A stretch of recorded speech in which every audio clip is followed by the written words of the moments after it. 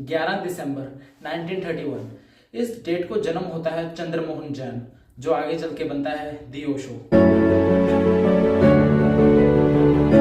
इनका जन्म होता है मध्य प्रदेश के एक छोटे से गांव कुछवाड़ा में। ये शुरू से 11 बहन भाई थे, जिनमें ये सबसे बड़े थे। इनके पिताजी धोबी थे और माताजी की एक छोटी उम्र में ही मृत्यु हो गई थी, जिसकी वजह से इनका पालन पोषण इनके दादी जी करते हैं, जो शुरू से ही एक फ्रीडम टाइप के एक व्यक्ति थे, जिनको रिलीजन ये सब पे ट्रस्ट बिल्कुल भी नहीं था। वो फेमस पूरे वर्ल्ड वाइड थे, like Australia, Canada, USA and India. Like उनका जो नाम था ना, वो काफी उस टाइम ना बहुत ट्रेंडिंग में चला था। Let's talk about Osho's opinion on God. तो एक बार एक इंटरव्यू में उनसे पूछा जाता है, do you believe in God? तो ओशो जवाब देते हैं, no I do not believe in God, even God is the greatest lie invented by humans. तो पत्रकार बहुत हैरान हो जाते हैं। ये एग्जैक्ट लाइंस है जो ओशो ने एक इंटरव्यू में कही थी। God is the greatest lie invented by man. यहाँ पर कुछ लोग सोचेंगे कि ओशो ने तो गॉड को बिल्कुल ही रिजेक्ट कर दिया, बट इन रियलिटी ऐसा कभी भी नहीं था। ओशो का ये नहीं था कि गॉड नहीं है, उनका ये था कि गॉड हमारा, जैसे आप समझते हो ना कि क्लाउड्स के ऊपर गॉड है, तो वो गॉड नहीं था उनके हिसाब से। उनके हिसाब से था कि अगर गॉड है, अगर एग्जिस्ट करता है तो हमारे अंदर ही है। सबसे पहले अवेयरनेस, लाइक उनका एक मेन पॉइंट था कि अवेयर होना। अगर आप अवेयर हो गए तभी तो आप अपने अंदर के गॉड को पहचान पाओगे ना। तो उनका सिर्फ मोटिव यही था। उनकी लाइफ का एक और कंट्रोवर्शियल पॉइंट यहाँ पर वो कहते हैं, I do not believe in prayers because there is no one in this sky to listen your prayers. I am against prayers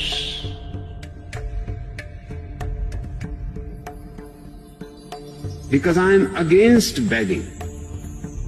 I am against prayer because there is nobody in the sky to answer your prayer. You are simply wasting your time. So don't waste your time in prayers because आसमान में कोई भी नहीं है जो आपकी prayer सुने। तो ये टोटली वेस्ट ऑफ टाइम है। इसकी बजाय उन्होंने कहा कि अपने अंदर देखो, just close your eyes and go deeper and deeper and deeper and in the inner most core you will find really different, something really different, like on that time you will get really shocked. Let's talk about Osho's perspective on belief. But इसमें भी एक छोटी सी problem है, because Osho कहते हैं, I do not believe in belief system. I do not believe in believing.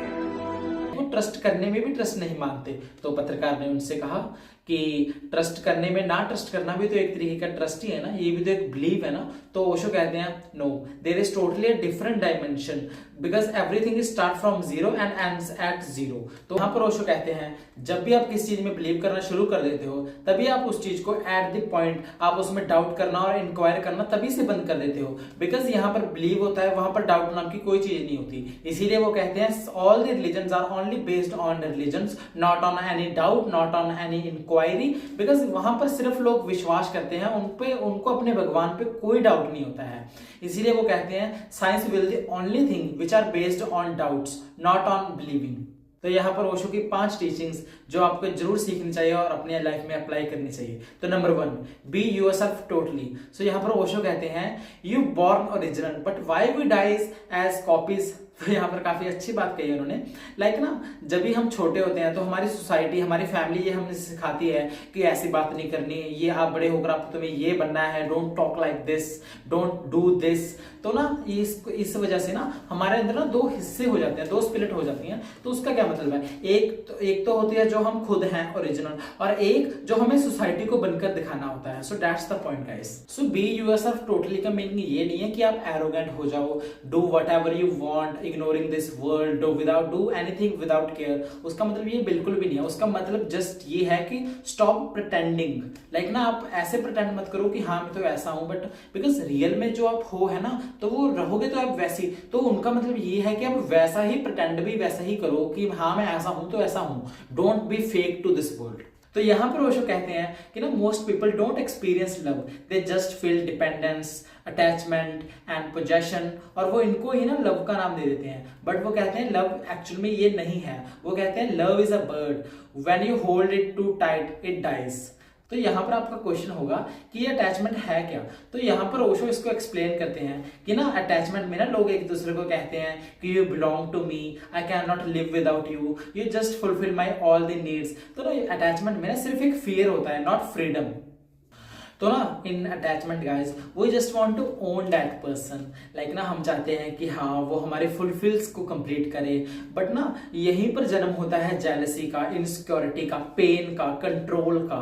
तो ओशो कहते हैं दिस इज नॉट लव, ये जस्ट ना एक इमोशंस में बहने जैसा है guys. So this is attachment guys and what do you think what is real love? तो यहाँ पर ओशो इसको एक्सप्लेन करते हैं कि ना real love is equals to freedom, no manipulation, no control, no pain, no fear. तो यहाँ पर ओशो कहते हैं कि ना love is about joy not fear, love is allowing to that person to be themselves.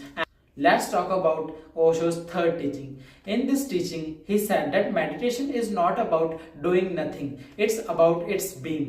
Like ना बहुत लोगों को ऐसा लगता है कि meditation like ऐसा है कि 10 मिनट काम कोई जगह पर आंखें बंद करके क्लोज आइज से बैठ जाओ, कोई 10 मिनट बैठता है, कोई 20 मिनट बैठता है। ओशो कहते हैं कि ये भी एक काम ही है।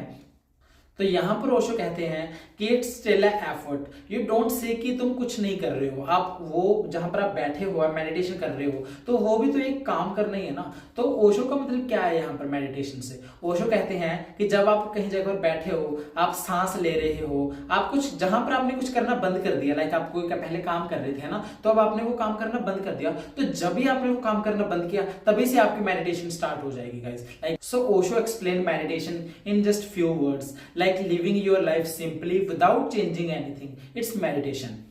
Let's talk about Osho's fourth teaching, which is life begins where fears end up. Like ना हम सबको हमेशा एक fear रहता है, हम हमेशा एक scared में रहते हैं, like fear of falling, fear of love, like fear of judgment, scared of being disrespect. But reality में ना fear एक just thought है, not a reality. Osho says कि जब आप वो फियर को समझ जाओगे देन आपकी रियल लाइफ स्टार्ट होगी, बिकॉज फियर एक जस्ट एक मन का इल्यूजन है जो कभी रियलिटी नहीं बन सकता। Let's talk about Osho's fifth and most powerful learning, like life is in present, not in past, not in future, because past always brings regret and future always brings worry. So live your life in present, because the present is always peaceful. So there is no yesterday, no tomorrow, is always today. So let live your life in today.